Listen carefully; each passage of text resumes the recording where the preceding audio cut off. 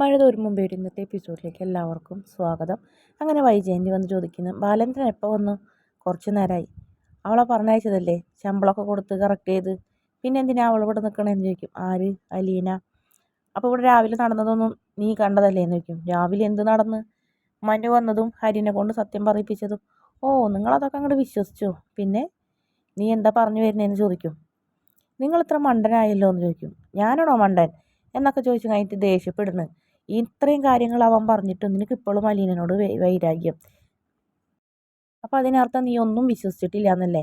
അപ്പോൾ മനുവും അതുപോലെ തന്നെ ഹരിയും വന്ന് ഇവിടെ കളിച്ചതൊക്കെ നാടകമല്ലേ എന്നും ചോദിച്ച് ബാലേന്ദ്രൻ ദേഷ്യപ്പെടുന്നു. അന്നാ അവന്മാരെ ഞാൻ ശരിയാക്കണം, റാസ്കൽ എന്ന് പറഞ്ഞിട്ട് മനു എൻ്റെ കുടുംബത്തിന് ഈ 2 പട്ടികളെയും കേട്ടില്ല എന്നൊക്കെ പറഞ്ഞ് ദേഷ്യപ്പെട്ട് ഫോൺ വിളിക്കുന്നു. അപ്പോൾ ബാലേന്ദ്രൻ കഴിഞ്ഞാൽ ഫോൺ മേടിച്ച് കട്ടിലേക്ക് എറിയും.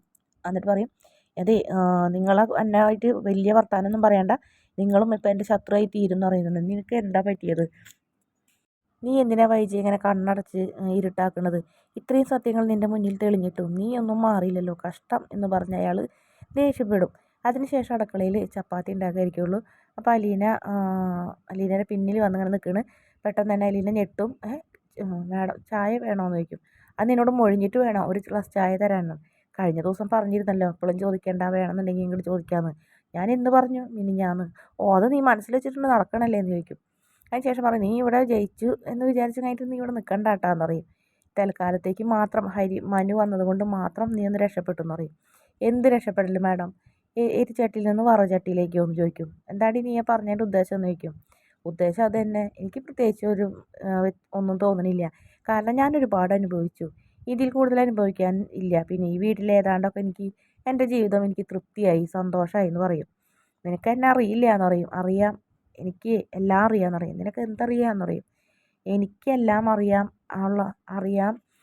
എന്നതുകൊണ്ട് തന്നെയാണ് ഞാൻ ഈ പറയണേന്ന് പറയും. അതാണല്ലോ ഇവിടെ നടക്കുന്നതും എന്നൊക്കെ ഇങ്ങനെ പറയുന്നത്. ഒന്നും അറിയാത്തത് കൊണ്ടാണ് ഓരോരുത്തരും ഇങ്ങനെ പെരുമാറുന്നതെന്നൊക്കെ പറഞ്ഞപ്പോൾ വൈജയന്തി ഇങ്ങനെ ആകെ വല്ലാണ്ടാവണം എന്ന്. അതിനുശേഷം പിന്നെ കാണിക്കുന്നത് രോഹി ഒരുപാട് തവണ വിളിക്കുന്നുണ്ട്. നമ്മുടെ ഹരിയുടെ ഫോൺ എടുക്കുന്നില്ല. അതിനുശേഷം ഹരി തിരിച്ചു വിളിക്കും. നീ എന്താ എന്നടാ, നീ എവിടെയാണ്, നിനക്ക് എന്താ പറ്റിയതെന്നൊക്കെ ചോദിച്ചപ്പോൾ ഞാനൊരു മൂവി കാണാൻ തിയേറ്ററിൽ കയറി, ഇത്രയും പ്രശ്നങ്ങൾ ഉണ്ടായിട്ട് നിന്നെ വറുത്ത് കോരി വരിഞ്ഞ് ശരീരം വരിഞ്ഞ് കാന്താരി മുളക് തേച്ചിട്ട് നീ തിയേറ്ററിൽ പോയോ എന്നൊക്കെ ചോദിക്കും. ആ, പോവാണ്ട് പിന്നെ എന്ത് ചെയ്യും? എന്നിട്ട് പിന്നെ എന്താടാ നിനക്ക് ഇങ്ങനെ, നീ എന്തൊക്കെയാണ് സംഭവിച്ചത്, നീ എന്താ ഇവിടെ വന്ന് പറഞ്ഞതെന്ന് പറഞ്ഞാൽ അതൊക്കെ എൻ്റെ ഒരു അഭിനയമായിരുന്നു. ഞാൻ അലീനനായിട്ട് ബന്ധമുണ്ടെന്ന് പറഞ്ഞിട്ടുണ്ടെങ്കിൽ ഞാൻ നാണം കെടൂലേ, എൻ്റെ ചേട്ടൻ നാണം കെടൂലേ? അതുകൊണ്ടാണ് ഞാൻ എല്ലാം സമ്മതിച്ചത് ചോദിച്ചപ്പോൾ. എല്ലാം നമ്മൾ 2 കൂട്ടർക്ക് നാണക്കേടാവില്ലേടാ, വേലക്കാരിയായിട്ട് അടുപ്പുണ്ടെന്ന് പറഞ്ഞിട്ടുണ്ടെങ്കിൽ. അത് മാത്രമല്ല, അവൾ ഇറങ്ങി പോവുകയില്ലേ, അവൾ പോയാൽ നമുക്ക് തന്നെയല്ലേ നഷ്ടം എന്ന് പറയും. അങ്ങനെ അവളെ വിടാൻ ഞാൻ സമ്മതിക്കുന്നില്ല. എടാ, നീ അവൾക്ക് കൊടുത്തത് ഗോൾഡ് റിംഗ് ഒന്നുമല്ല എന്ന് പറയുന്നത് കേട്ടല്ലോ എന്ന് പറയും.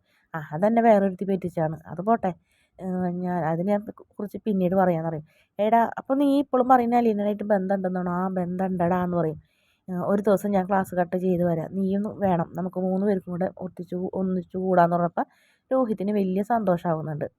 അതിനുശേഷം പിന്നെ കാണിക്കുന്നത് മാമച്ചൻ്റെ വീടുണ്ട്. മാമച്ചൻ്റെ വീട്ടിൽ രേവതിക്കുട്ടി പട്ടിക്കുള്ള ഫുഡൊക്കെ ആയിട്ട് വരുന്നുണ്ട്. അപ്പോൾ ഞാൻ കൊടുക്കാൻ രേവതിക്കുട്ടി എന്ന് പറയുന്നുണ്ട്.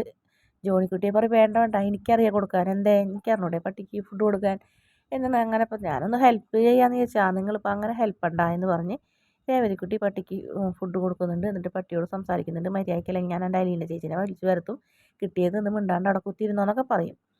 എന്നിട്ട് പിന്നെ ജോണിക്കുട്ടി നമ്മുടെ രേവതിക്കുട്ടിയോട് ഒന്ന് ചൂണ്ടിടാനൊക്കെ നോക്കുന്നുണ്ട്. എന്തായാലും നടക്കില്ല.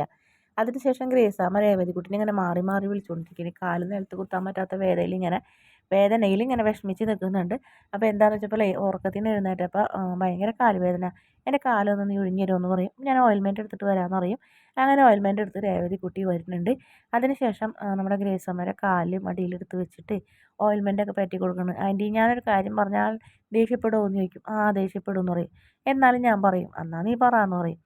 ഞാൻ ആ മുറി ഒന്ന് അടിച്ച് വൃത്തിയാക്കി ഇട്ടോട്ടെ എന്ന് നോക്കി. ഏത് മുറി? ആ മുറി എന്ന് പറയും. നിനക്ക് എന്താണ്ടി ആ മുറിയോട് ഇത്ര പ്രിയാന്ന് പറയും. അത് പിന്നെ നമുക്ക് ഇഷ്ടമുള്ള ആൾക്കാരെ മുറികളൊന്നും അങ്ങനെ പൊടി പിടിച്ചിടാൻ പാടില്ല, അവിടെ ഫോട്ടോ ഒക്കെ ആകെ മാറാല് പിടിച്ച് കിടക്കുന്നു, അങ്ങനെ ചെയ്യാൻ പാടില്ല ആൻറ്റി എന്ന് പറയും. എടി, നീ പറയുന്ന പോലെയൊന്നുമല്ല, ആ മുറി അടച്ചിട്ടേക്കണ് കണ്ടു നിൽക്കാൻ പറ്റാണ്ടാണ്, അത് നോക്കാൻ പറ്റില്ല, അതുകൊണ്ടാണ് അങ്ങനെ ചെയ്തേക്കണത്, നിനക്കറിയാഞ്ഞിട്ടാണ് മോളെ. അങ്ങോട്ട് നോക്കുമ്പോഴേ ചങ്ക് കത്തും. ഇപ്പോഴൊന്നും സംഭവിച്ചിട്ടില്ല എന്ന് തോന്നും. വിശ്വസിക്കാനും പറ്റണില്ല. അതുകൊണ്ടാണ് അത് വേണ്ടാന്ന് വെച്ചത്. അങ്ങനെ ചെയ്യാൻ പാടില്ല എന്നാണ് ആൻറ്റി ഞാൻ പറഞ്ഞത്. നമുക്കിഷ്ടമുള്ള ആൾക്കാരെ നമുക്കിഷ്ടമുള്ളൊരു സാധനം നമ്മൾ നശിപ്പിച്ച് കളയോ? ഇല്ലല്ലോ.